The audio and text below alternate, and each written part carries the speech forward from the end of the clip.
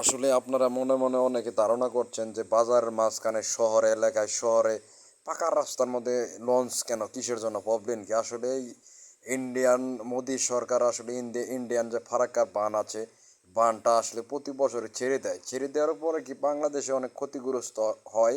মানে এই বছর 2024 সালে আসলে এই বাঁধটা আবার ছেড়ে দিয়েছে।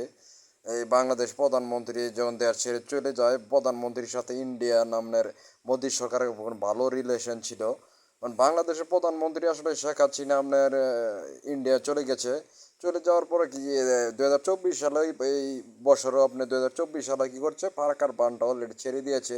ছেড়ে দেওয়ার পরে কি বাংলাদেশ অলরেডি মানে 3 ভাগের 1 ভাগ আসলে পানিতে তলিয়ে গেছে। এই দেখেন শহর এলাকায় পানি, এই দেখেন কত লোকজন ব্রিজের সেতুর উপরে দেখেন পানি, দেখেন এই দেখেন বাড়িঘর সব তলিয়ে গেছে, টিন মানে তলার কাছাকাছি।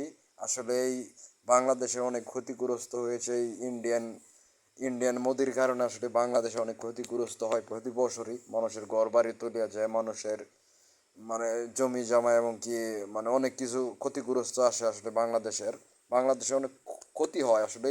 ইন্ডিয়ান ফারাক্কা বান্ডার ছেড়ে দিলে কি বাংলাদেশে অনেক ক্ষতি হয় আসলে।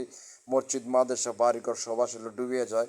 এই দেখেন 2024 সালে এখনো ডুবিয়ে গেছে। এই দেখেন বাজার মাঝখানে দেখেন লঞ্চ আনছে মানুষের চলাচল করার জন্য। এই দেখেন বাংলাদেশ 2024 সালে, এই দেখেন কাহিনী দেখেন।